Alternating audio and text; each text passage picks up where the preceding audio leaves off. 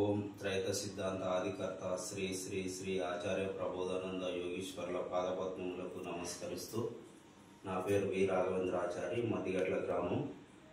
రంజాన్ సందర్భంగా నాకు ఇవ్వబడినటువంటి వాక్యము అంతిమ దైవ గ్రంథంలో వజ్రవాక్యములు 16వ సూర 78వ ఆయత్తు. తల్లి గర్భంలో శిశు శరీరమును పెంచి ప్రసవింపజేసిన వాడు ఆత్మయే. అల్లాహు మిమ్ములను మీ మాతృ గర్భాల నుంచి మీకే తెలియని స్థితిలో బయటికి తీశాడు. మీ కొరకు చెవులను, కళ్ళను, హృదయాలను తయారు చేసినది ఆయనే. మీరు కృతజ్ఞులుగా వ్యవహరిస్తారని అనుకున్నాడు. దేవుడు ఎవరికి అంతుబట్టనివాడు. అందువలన తెలుగు భాషలో దేవుడని, అల్లాహు అని పిలువబడుచున్నాడు. చాలామంది అల్లాహు అనే పదం అరబ్బీ భాషలోనిదని అనుకోవచ్చును. అయితే అది తెలుగు పదం అని, కృతయుగంలోనే ఆ పేరున్నదని చాలామందికి తెలియదు.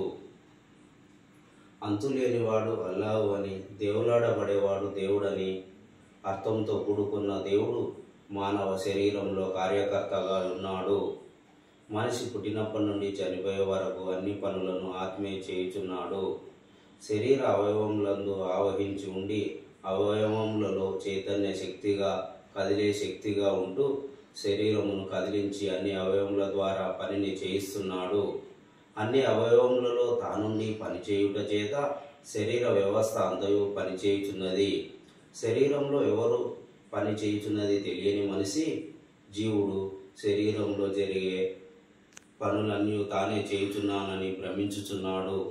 భ్రమ చేత తాను కార్యముల కర్తగా ఉన్నానని జీవుడు అనుకొనినా నిజమైన కార్యకర్త అల్లాహుయే.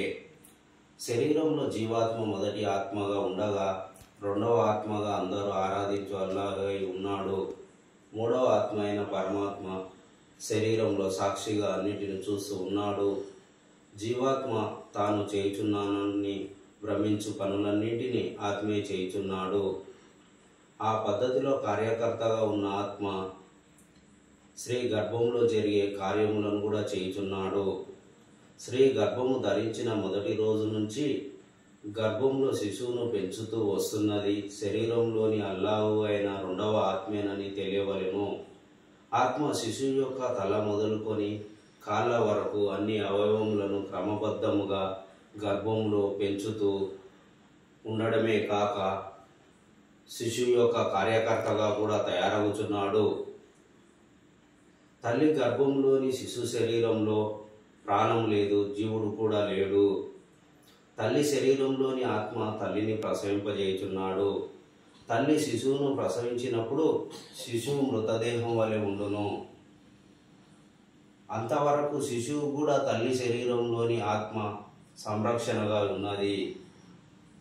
శిశు శరీరం ప్రసవించబడు సమయంలో కానీ, ప్రసవించబడిన తర్వాత కానీ, ప్రసవించబడిన కొంతసేపు అయిన తర్వాత కానీ ఆత్మ జీవునితో సహా శిశువులో చేరుచున్నది. అప్పటి నుండి శిశు శరీరంలో ఆత్మ కార్యకర్తగా ఉండిపోతున్నది. ఇన్ని పనులు చేసిన తల్లి శరీరంలో శిశు శరీరమును పెంచి తర్వాత ప్రసవించబడిన శరీరంలో చేరి జీవితమును సాగించుటకు చైతన్యముగా ఉన్న ఆత్మను, అల్లాహును ఎవరు గుర్తించడం లేదు. నమస్కారం.